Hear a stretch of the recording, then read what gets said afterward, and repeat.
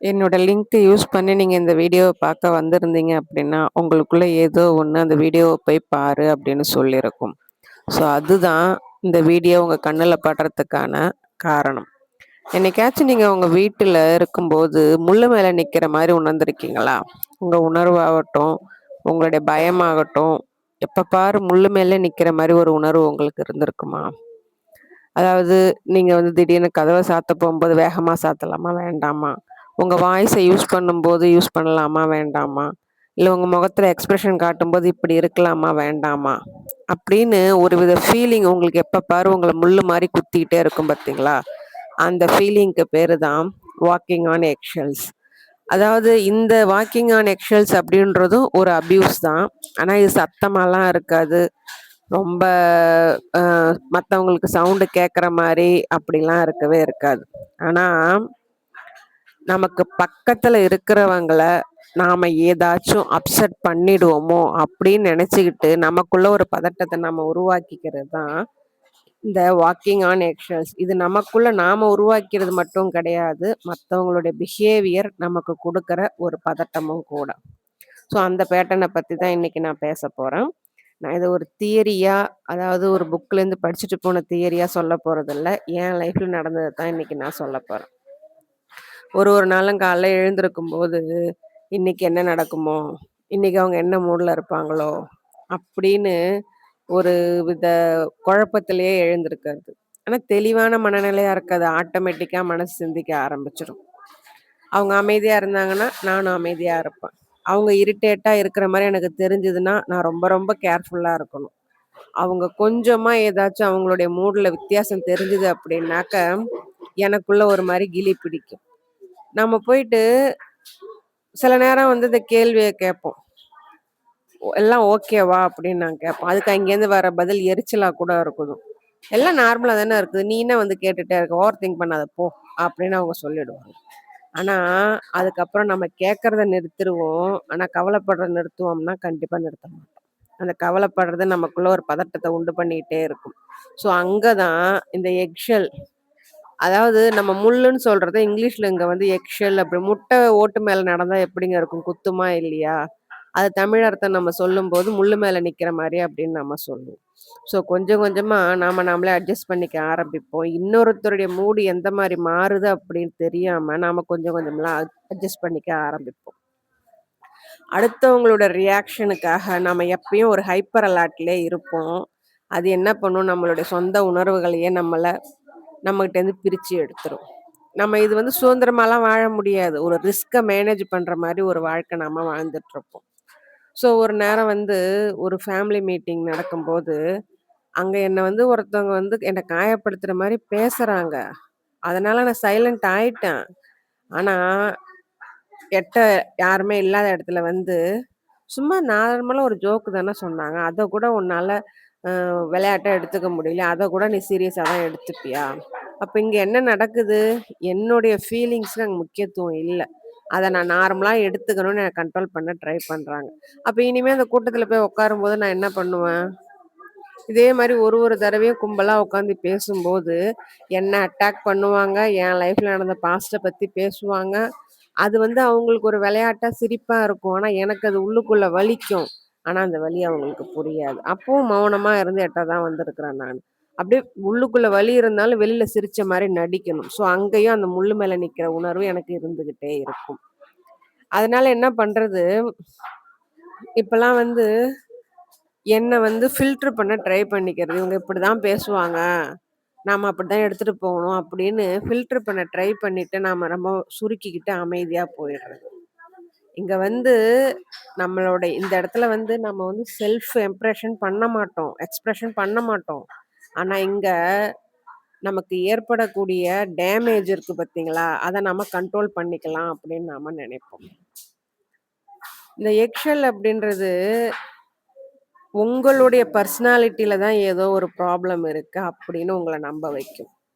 உங்களுடைய சந்தோஷத்த அனுபவிக்கிறத நீங்க குறைச்சுப்பீங்க. உங்களுடைய வாய்ஸ நீங்க குறைச்சுப்பீங்க.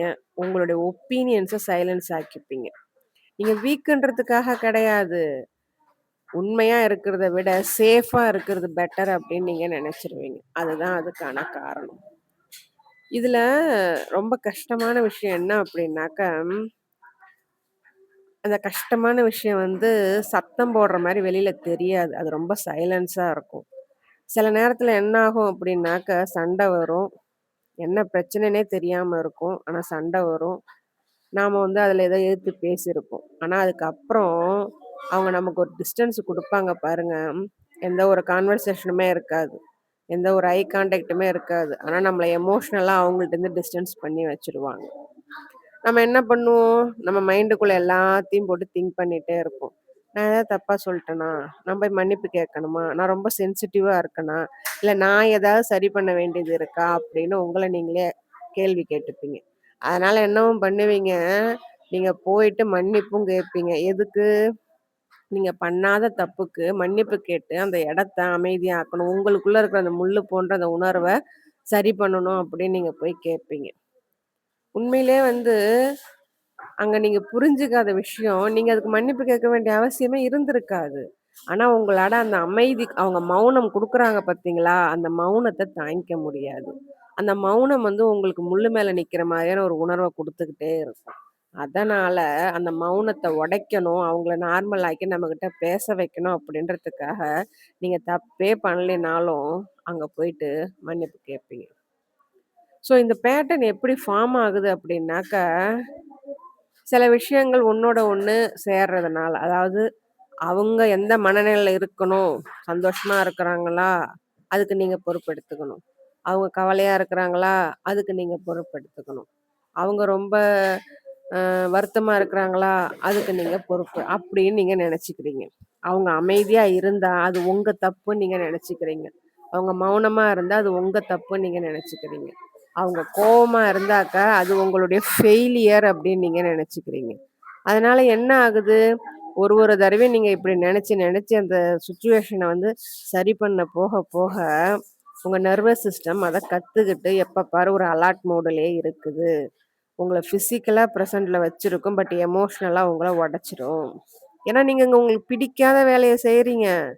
இங்க நீங்க புரிஞ்சுக்காத விஷயம், அவங்களுடைய மூடு அவங்களுடையது. அவங்களுடைய மௌனம் அவங்களுடையது. அவங்களுடைய கோபம் அவங்களுடையது. அதுக்கு நீங்க இங்க பொறுப்பெடுத்துக்கணுன்ற அவசியமே இல்ல.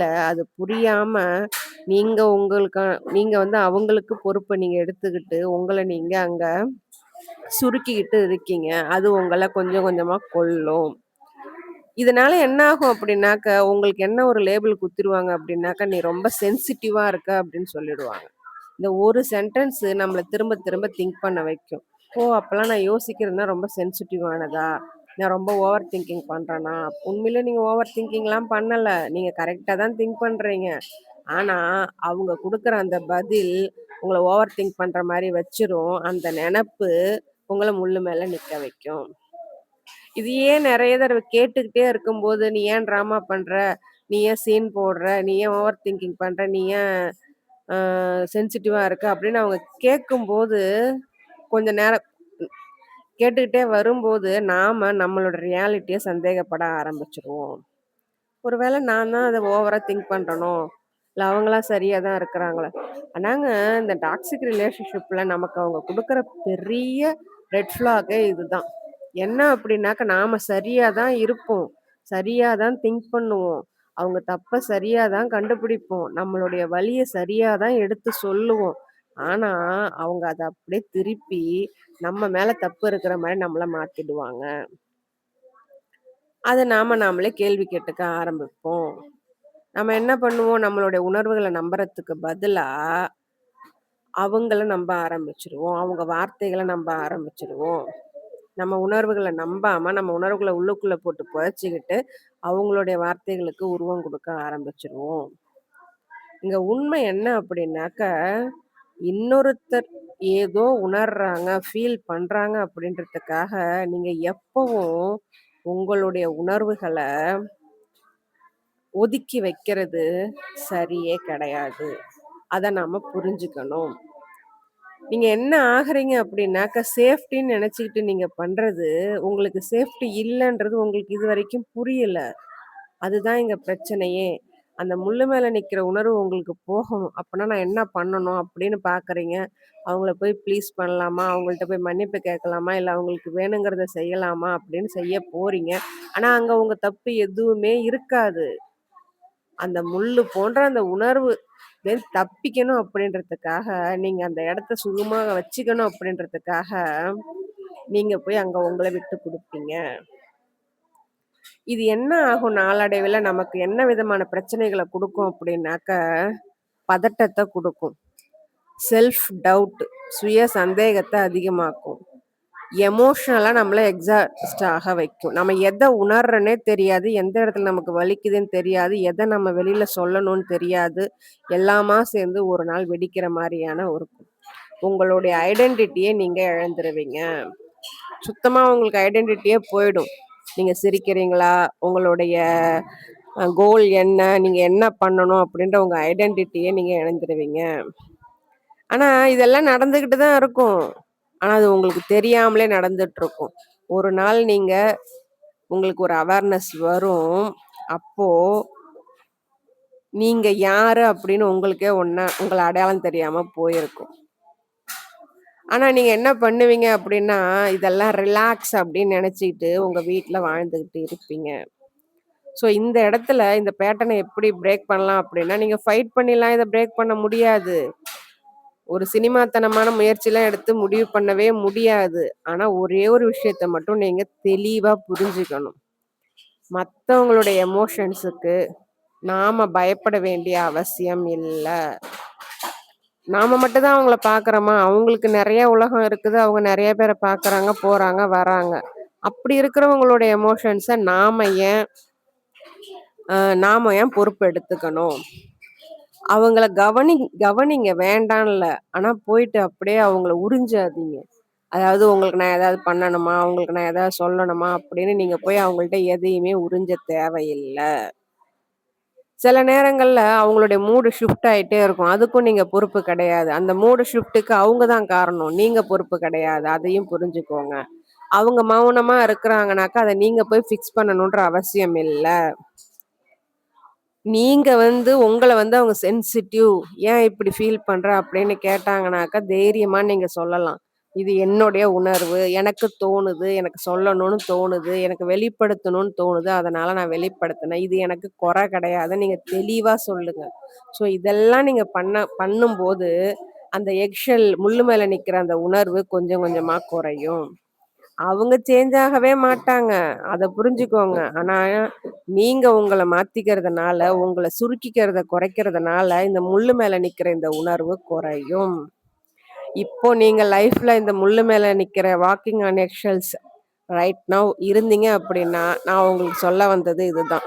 நீங்க கஷ்டப்படுறவங்களும் நீங்க ரொம்ப கடினமானவங்களும் கிடையாது. நீங்க ரொம்ப சீன் போடுறவங்களும் கிடையாது. நீங்க ரொம்ப டூ மச்சும் கிடையாது. ரொம்ப டூ சென்சிட்டிவும் கிடையாது. ஆனா, ஒரு பேட்டர்ன அடாப்ட் பண்ணி வச்சிருக்கீங்க. அந்த அன்பிரெடிக்டபிலிட்டி அப்படின்ற ஒரு பேட்டர்ன அடாப்ட் பண்ணி வச்சிருக்கீங்க. ஸோ, நீங்க என்ன பண்ணணும்? உங்க நர்வஸ் சிஸ்டத்துக்கு அமைதி வேணும்.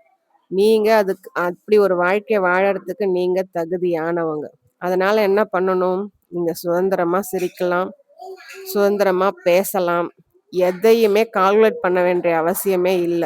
உங்கள சுத்தி நடக்கிற எந்த விஷயத்தையுமே யோசிக்கணுன்ற அவசியமே உங்களுக்கு கிடையாது. ஸோ இந்த வாக்கிங் ஆன் எக்ஷெல் அப்படின்றது ஒரு சர்வைவல் மோட். சர்வைவல்ல நீங்க இருந்தீங்க அப்படின்னா, அதுலேருந்து வெளியில வர ட்ரை பண்ணுங்க. உங்களுக்கு இந்த ஹீலிங் புரிய வைக்கும். என்ன அப்படின்னாக்க, நீங்க எப்ப பாரு இந்த முள்ளு மேல நிக்கணுன்ற அவசியம் இல்ல அப்படின்றத உங்க ஹீலிங் உங்களுக்கு புரிய வைக்கும். உங்களுக்கான இடத்த சூஸ் பண்ணுங்க. உங்க வாய்ஸ சூஸ் பண்ணுங்க. உங்க அமைதிய சூஸ் பண்ணுங்க. நீங்க நார்மலா, நீங்களா உங்களால வாழ முடியும். இந்த வாக்கிங் ஆன் எக்ஷெல்ஸ் நீங்க இந்த பேட்டர்ன பத்தி நீங்க கேட்டுட்டு இருந்தீங்க அப்படின்னாக்க, எனக்கு பிரேக்கிங் பேட்டர்ன் அப்படின்னு கமெண்ட் பண்ணுங்க. உங்களுக்கு அடுத்த பேட்டர்ன பத்தின வீடியோ லிங்க்க நான் அனுப்புறேன். பேட்டர்ன் சம்பந்தமான வீடியோக்கள நீங்க என்னோட லிங்க்க யூஸ் பண்ணி மட்டும் தான் பார்க்க முடியும். ஸோ இந்த வீடியோவையும் நீங்க என்னோட லிங்க்க யூஸ் பண்ணி தான் பார்த்துட்டு இருப்பீங்க. அதுவே நீங்க இந்த பேட்டர்ன பத்தி தெரிஞ்சுக்க விரும்புறீங்க அப்படின்றத எனக்கு புரிய வைக்குது. ஸோ என்னுடைய போஸ்ட்டை கண்டினியூவா பாருங்க. அதுல இந்த வீடியோஸ் பத்தின லிங்க் நான் கண்டிப்பா கொடுப்பேன். ஸோ ஒரு ஒரு பேட்டர்னா நீங்க தெரிஞ்சுக்கும்போது, அத எப்படி பிரேக் பண்ணலாம் அப்படின்றதையும் நீங்க தெரிஞ்சுக்க ஆரம்பிப்பீங்க. உங்கள அடுத்த வீடியோவுல சந்திக்கிறேன். Stay tune.